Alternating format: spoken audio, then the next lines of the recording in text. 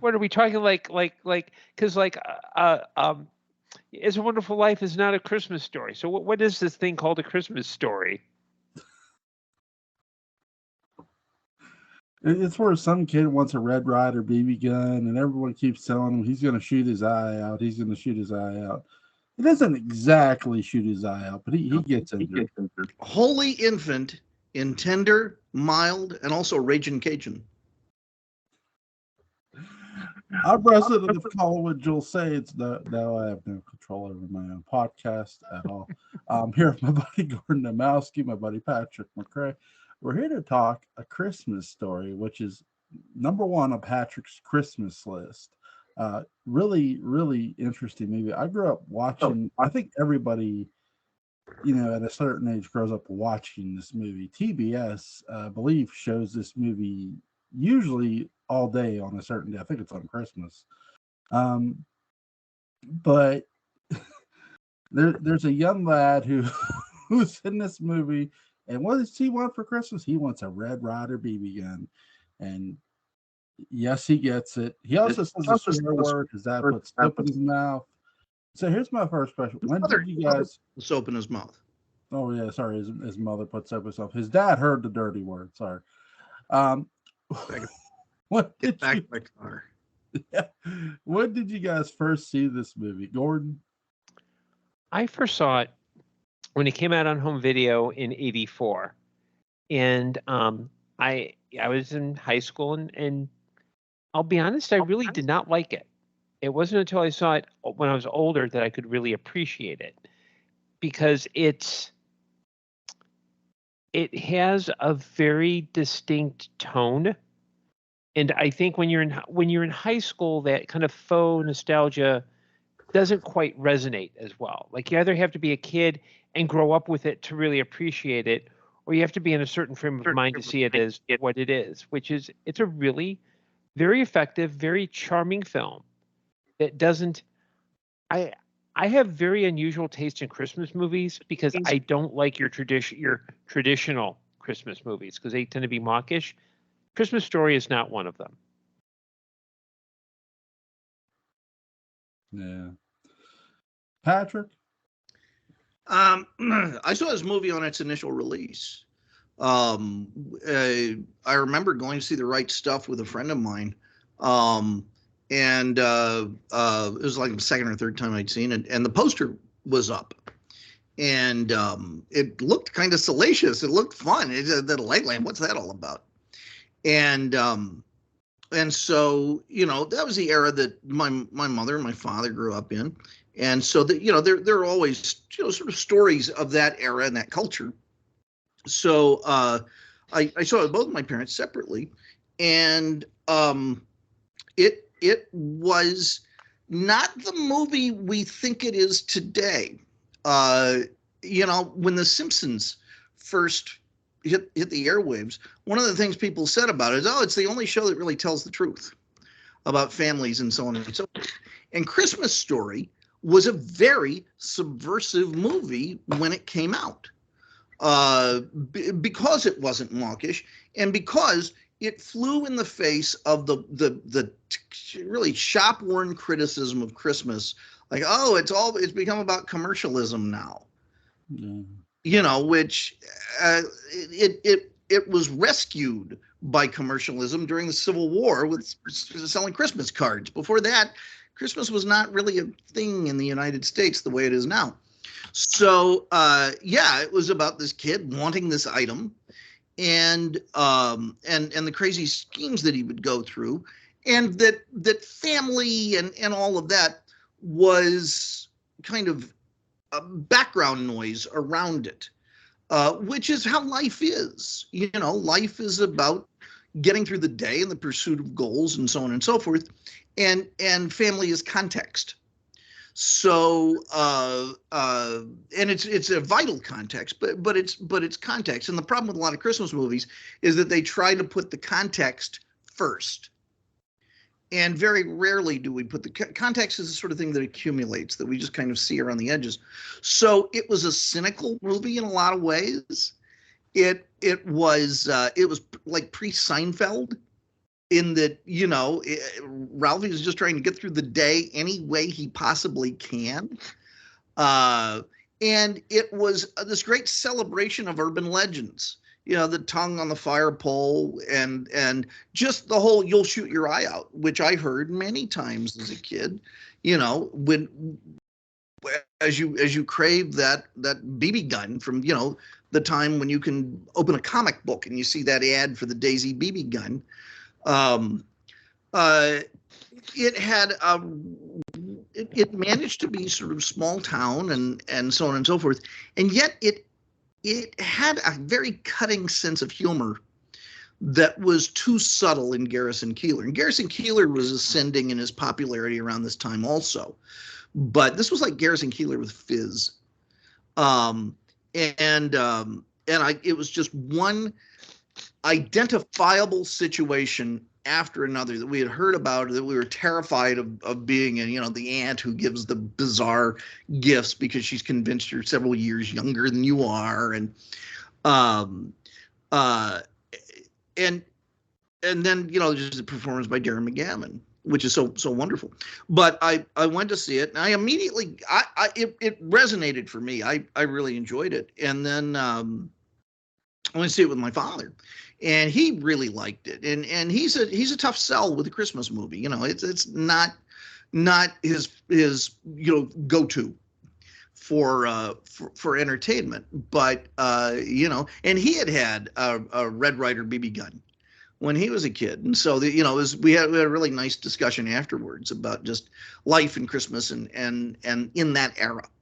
So there were just tons of things to like. And, then I discovered Gene Shepard, the author who narrates the film. And Shep had been this incredibly subversive DJ, nighttime DJ in New York, WOR, where he was on all night. And he would either read these things or he would just make them up on the air. And he was the hippest guy in the room. He really was.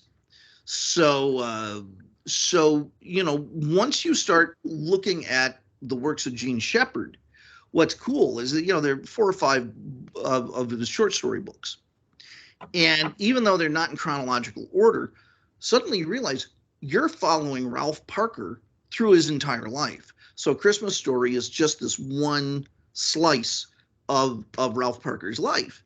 And you can follow him through the Army and into college, and as this very isolated, emotionally remote writer living in New York in a skyscraper with just this box of toys that's his only connection to his own past. And so the movie makes a lot of sense in that way, as he's trying to rekindle his sense of wonder when life was a little better. So and then going just one step further, when you realize where Christmas Story was first published, which says wonderful things about A Christmas Story and says wonderful things about the publication. It was first published in Playboy. So there you go. The movie was filmed in Bulgaria. The city of Sofia, I think it's called, is a popular tourist destination in Bulgaria. It also hosted the cast of A Christmas Story in early 2022. It was filmed in Bulgaria? Bulgaria. Where'd you get that one? Because I think they shot it in Cleveland, Ohio. I asked Microsoft here, where was it filmed? Okay. Well, I've got it up on Wikipedia. It says, let me look.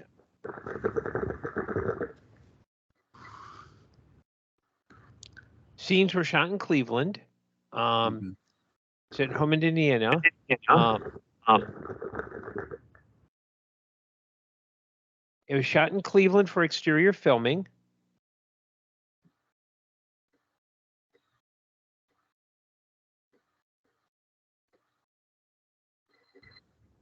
The school scenes were shot in Ontario. The tree purchasing scene was filmed in Toronto.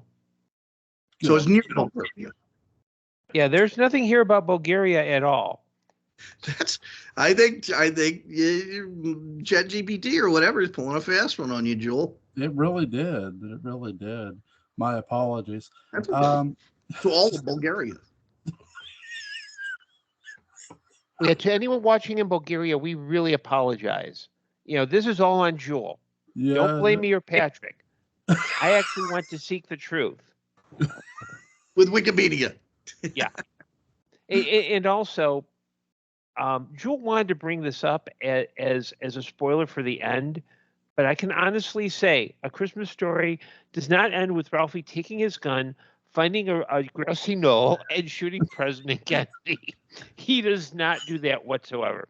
So Jewel, I just that does not happen. Magic BB. He couldn't make the BB couldn't get there. In the words of John Candy, he couldn't even break the skin. But wouldn't it be great if he tried? No, what am I saying? I thought that's what he gifted Oswald. What do I know? But but no, it's funny real quick that I first saw the Zapruder footage when I was in 5th grade. My history teacher. Now, I regret making that comment. I was trying to be funny, but yeah, no, I should not have made. How long we've been talking about A Christmas Story, and now we're already on the Zapruder footage. Yeah, but no, this movie, back into the left. Yeah, when I saw this movie as a kid, I actually saw it on TBS. Not the Zapruder footage, A Christmas Story, to be clear.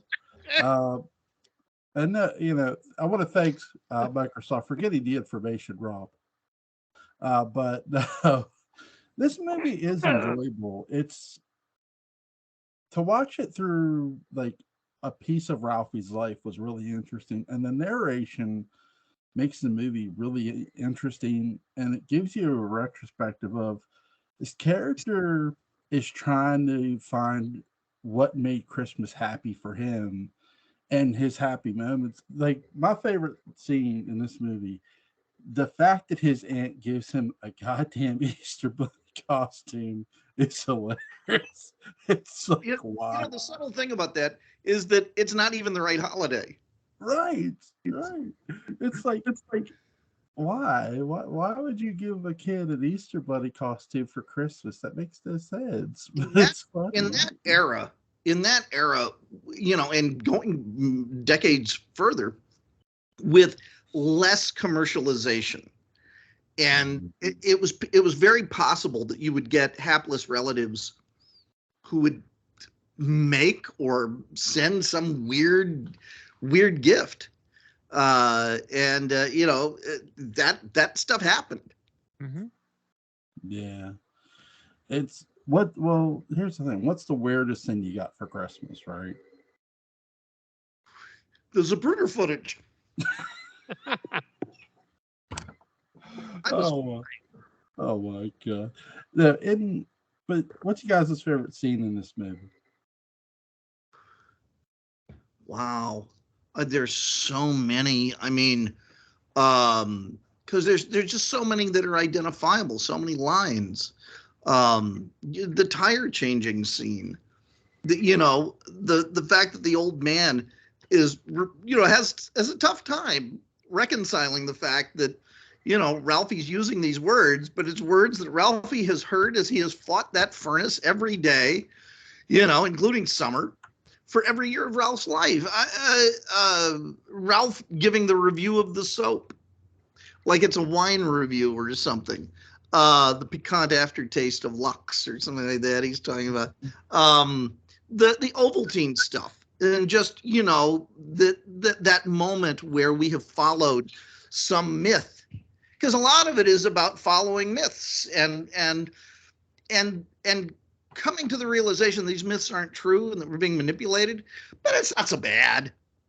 This is part of growing up. You're not, and I think, with the Ovaltine thing is metaphorically about the Santa thing, because this is a very, the kids kind of play along with the Santa thing a little bit. Ralphie's right at the end of that point, but not really. And honestly, every line spoken by Darren McGavin. That, comedy always gets the brush at the Oscars. But if you look at a performance, if they gave Oscars 10, 20 years after the year, which I kind of wish they would, like after Oscars, Darren McGavin would have to be up for Best Supporting Actor. It's a brilliant performance. It is the greatest performance of his career, and it's a giant of a character. Yeah, it's a character that could have easily been played on maybe a single note or two for the obvious laugh, and he doesn't do that. Yeah.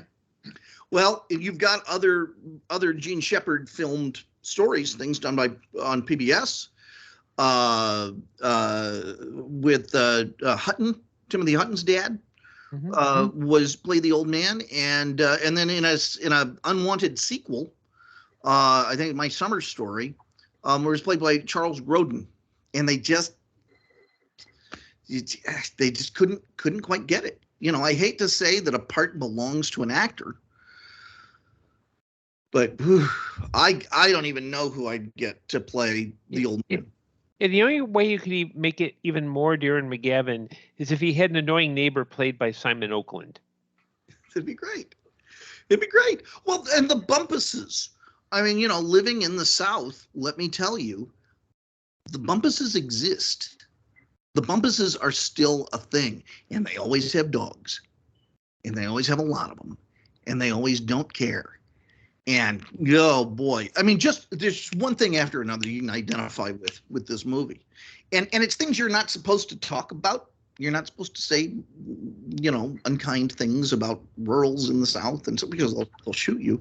But it's considered classist and whatever. This movie doesn't care. It's got too much truth to tell. No. Gordon, what's your favorite scene?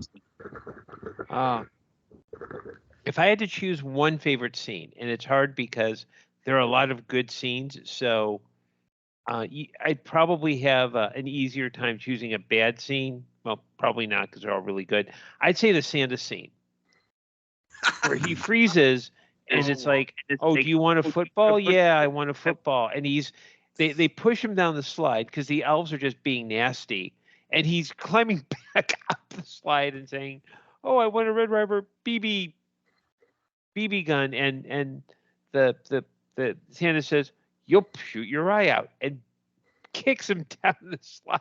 It's great. It's not even a metaphor. It's just all real. Or two words, Chinese turkey. They didn't tell Melinda Dillon. They gave her a different script, so she didn't know that was coming out. And nor did she know that it was going to be beheaded so savagely. So those are all real reactions.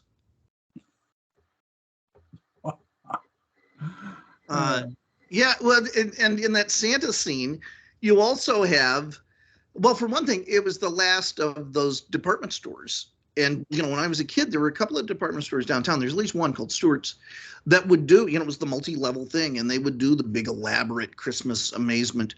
But the kid that they're in line with, I like the Wizard of Oz.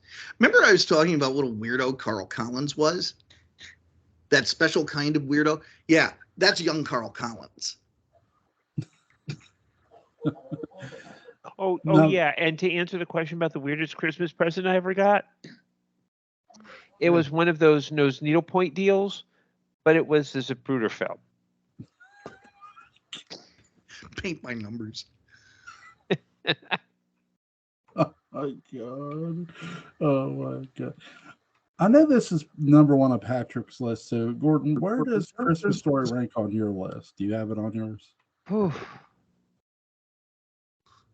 I don't have like a formal list. I've got kind of like a loose collection of movies that I enjoy at Christmas. So I don't put it like it's not number one or so like. And some of mine are very non-traditional. So I've got this. I've got the version of Christmas Carol with Alastair Sim, because I grew up watching that a lot. There's a contemporary Scrooged with Bill Murray. Good movie, yeah. There's Dogma, which is not very Christmassy, but it's all about faith and belief. There's Beyond the Valley of the Dolls, which I think makes great Christmas viewing. And it ends at Christmas, but I'm not really sure I'd call it a Christmas movie. But Stuart saves his family. I've never seen that. I always wanted to. Oh. What is it? Where can you watch that? I know. It's on YouTube or something. Yeah, I think you can rent it via YouTube Okay. and Amazon. I mean, it's a very hard film to get. It's a very hard film to try to find, and it was one of those weird, like, is during that period post Wayne's World where they were trying out different skits from Saturday Night Live. It's not the film you think it is. It's not like a goofy, funny comedy, but I think part of the issue is that because it's dealing with family alcoholism and dysfunctional behavior, it's not quite the feel-good comedy you would expect. Yeah. But it does have the line, I normally wouldn't say this, but is there any way you can get yourself near a pound cake in the next few minutes? Great line. Gordon, you said something really important, and it's that it's not quite the Christmas movie that you expect, or that it doesn't quite operate like we think Christmas movies do. And I think this is a film where you can't let the cult of A Christmas Story get in the way of really appreciating the movie. It's a God damn it, it's a great movie by someone who directed not only Porky's, but one of the best Sherlock Holmes movies ever made, Murder by Decree. Mm-hmm. So, Bob Clark, a vastly talented guy and with incredible range to do all of that and more. But, again, when this movie first came out, it was not a big hit at first. It was a real slow burn, and it was the sort of thing that people had to kind of tell each other about by word of mouth.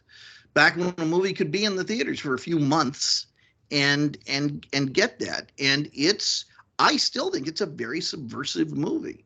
Mm-hmm. And I hope people appreciate that. Yeah, and I think the fact that it was shown by TNT and TBS repeatedly, like it became, it would be easy to, let me, and I alluded to this very early on. It's a Wonderful Life. I grew up with that being shown everywhere at every time. Because at the time, it was public domain. What happened was, I think in the 80s, the releasing studio actually found out they had the copyright to some of the music used in the movie. So they pulled it out of the public domain and could essentially go, okay, we're going to sell it to one particular network. And I hate that movie. I think it's cloying and cheesy, and I know there's a lot to it. And I'm sure if I sat down and watched it, I think I probably would think it's still that bad. With A Christmas Story, it's very easy to look at the overexposure or think, okay, it's just about a leg lamp and the guy sticking his tongue. But when you really look at it, it really is an exploration of, it's not the big, get the Christmas spirit. It's really about kind of not just exploring myths, but about a guy coming to grips with the fact that, maybe his family isn't that perfect. Maybe getting the thing is not as important as wanting the thing. But it's also a lot of charm and a lot of smart thinking in the movie. And I think people look at the superficial stuff rather than really sit. I think people more like the idea of A Christmas Story than the actual movie. And I like the actual movie. That's very well put.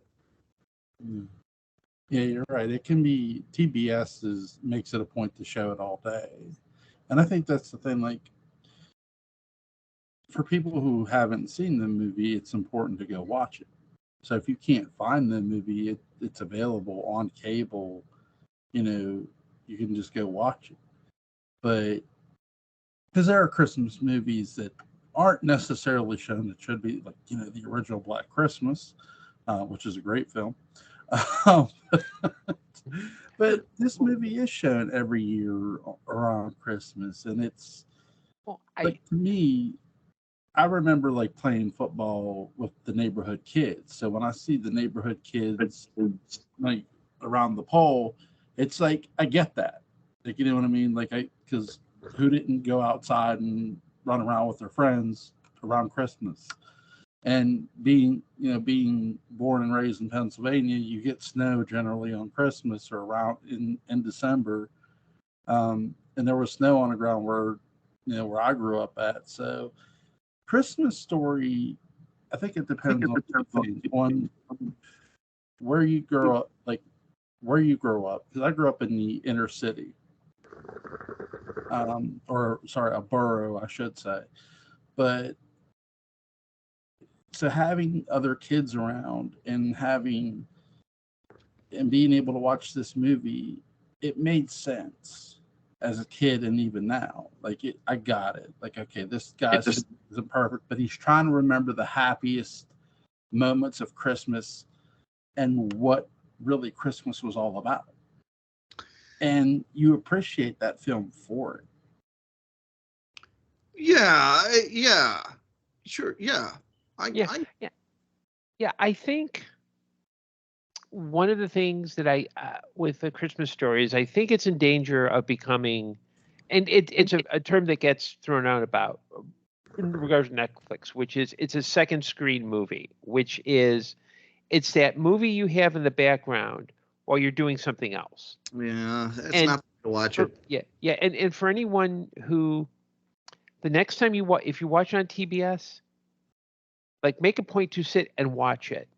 Right. If you have to check it out of the library, if you want to rent it via streaming, watch it without commercials and watch it. Don't have it on while you're doing something else, because it really, it's easy to focus on the superficial stuff. Oh, leg lamp. Oh, tongue on pole. Oh, you'll put your eye out.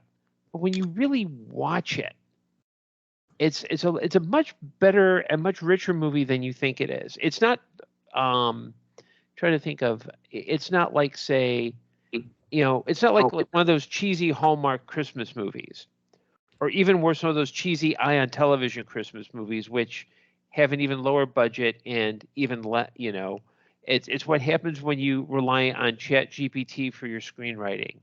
I mean, look, ChatGPT, and also just a warning about ChatGPT, you got a lesson. Christmas Story was never filmed in Bulgaria. It was never filmed in Bulgaria. We debunked that. Shame on Jewel for not doing proper research. Next, here's what's going to happen next. So, Chuck Connors once guest starred on Dark Shadows as Willie Loomis. No, did not happen. Because he's going to say that. Don't laugh, Jewel. You will say this. Chuck Connors had a lot in common, I understand, with a number of the cast members of Dark Shadows, but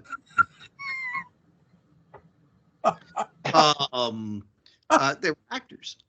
So the devil's in the details, and this movie is all about details. If you start to look at it, it's a rambling film. I mean, it's not a tribute to cohesiveness necessarily. It's just scattershot, moments and observations that a lot of them could take place at other times of year. And in fact, he takes things from his, like the whole thing about the Bumpuses eating the turkey and so on.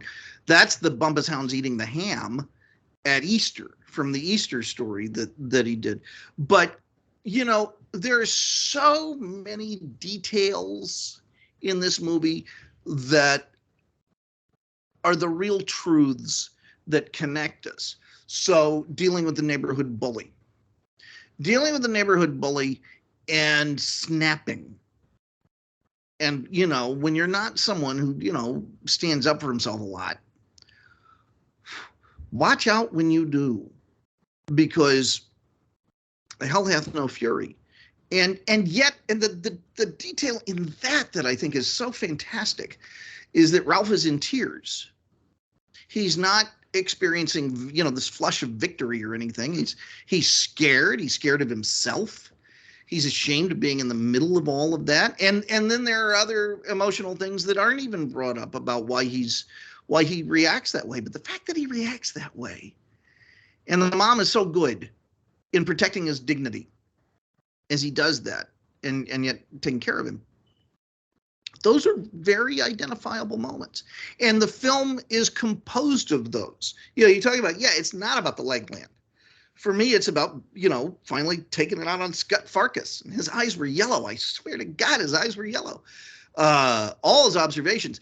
And if you like those observations, and if you enjoy Gene Shepard's narration, his reading of it, In God We Trust, All Others Pay Cash, his reading of it is on YouTube.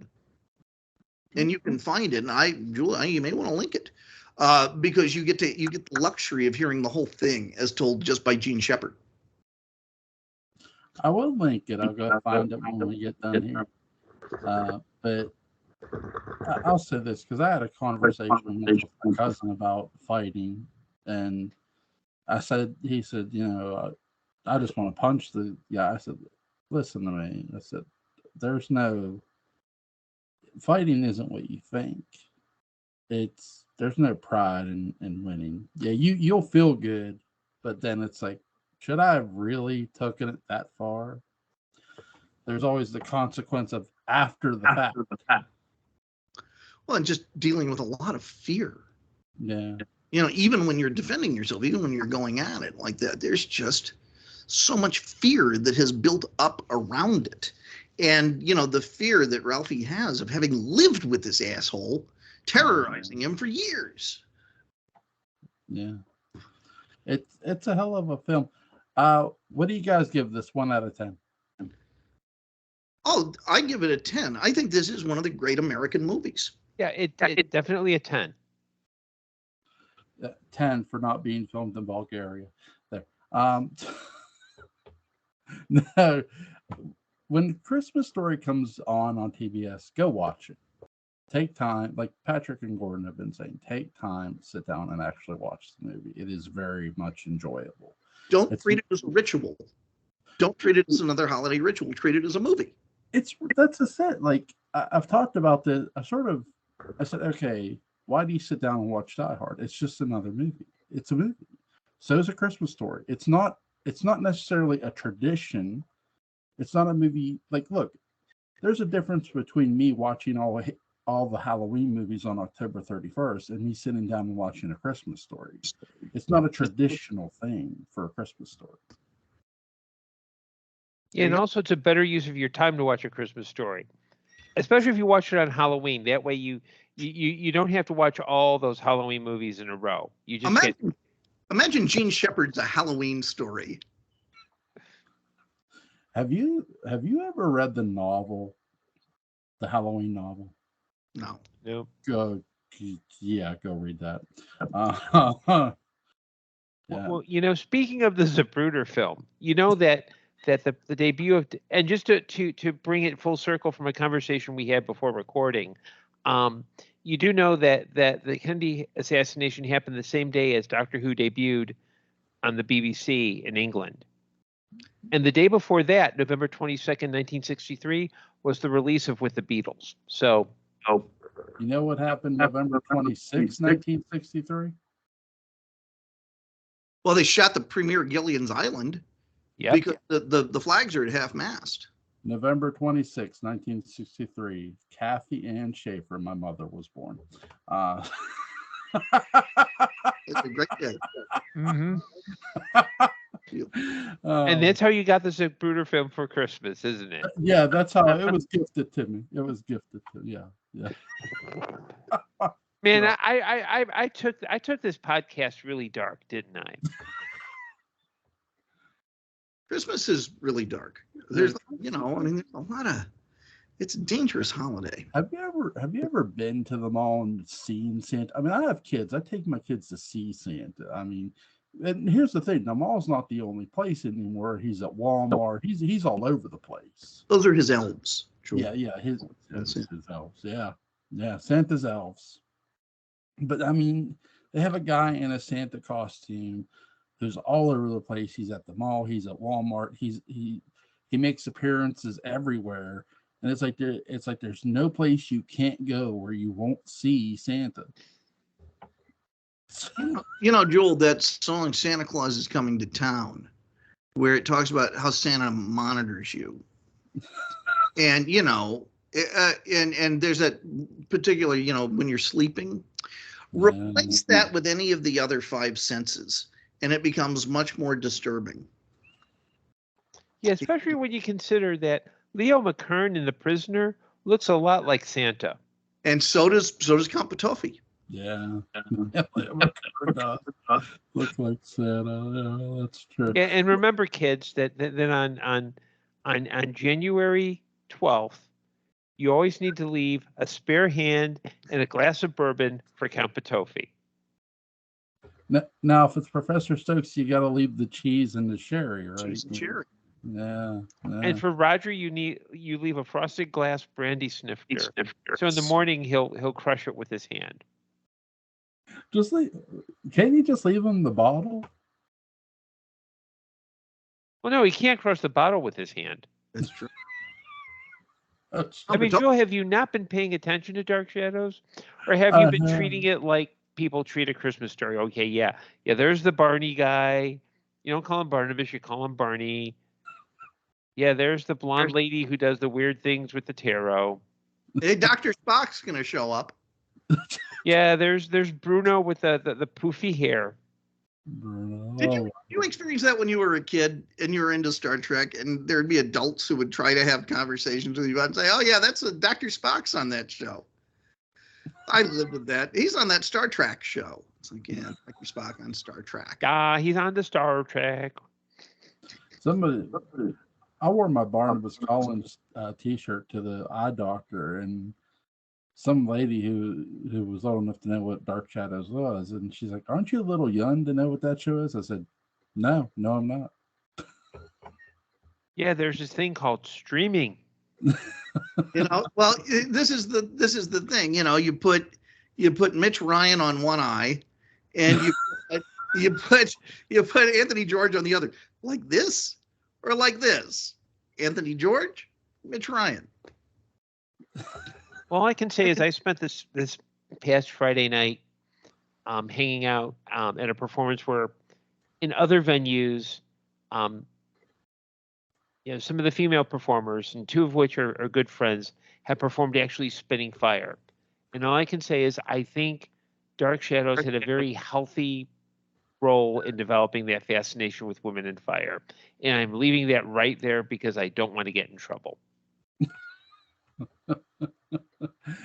Is there anything you guys want to add about A Christmas Story before we get on out of here? It's a better movie than it is a ritual. It's fine that if anything's going to be a ritual and shown to death, let it be a great movie. But don't let the fact that it is shown to death separate you from appreciating it as a great movie. Yeah. Gordon, is there anything you want to add? I'll kind of piggyback on what Patrick said and say really deep dive, because it's not the movie you think it is. It's a better movie than that. And read Gene Shepard's other stories to go even deeper, into the water. Yeah, check out the Gene Shepard literary multiverse, as it were. It exists. It really exists. Yeah, you talked about watching something, and I think TBS showing it like the whole day is a good thing. Like, you don't have to watch each time A Christmas Story, but like the one movie I would never watch repeatedly over and over again is The Shining, because it's just too long. It's just like, come on, really? Yeah, The Shining is a poor Christmas movie. I don't think there's anything Christmassy about it. And I'm shocked that you bring that up, Joel. No, I was using it for a comparison reference that there are movies you could watch over and over again. A Christmas Story you could, though you necessarily shouldn't, but it is a movie you should watch in general. So, links to Gordon Dymowski's Amazon page, links to the Patrick McCray's The Dark Shadows Day book Unbound, and there is going to be a link. I gotta go find that thing on YouTube. So Guy, well, here's a question. Tomorrow, are we doing the Dark Shadows episode tomorrow night? When are we doing that? I am recording a panel for a convention in January, so I'd be a little late tomorrow for our usual time. Okay. But tomorrow at 10 though, 10ish. I think he's going to be later than 10. Later than 10, yeah. Yeah, so maybe like 9:15, 10:15, 10:20, and if that doesn't work, we'll do Convention Tuesday. Let's just say let's say 10:30. Okay. Yeah, 10:30. All right, so tomorrow night at 10:30, we're going to discuss the episode where Dirk Wilkins gets staked. And Dirk Wilkins was a bad man. Staked and no potatoes. And my friend Angie is here, and she's got her Christmas sweater on. Christmas sweater on. OTD. Walmart. There you go. Merry Christmas. Merry Christmas. Watch Black Christmas. It's a great movie. Okay. But guys, you guys have a good night and take care, guys. Good night, all. Good night.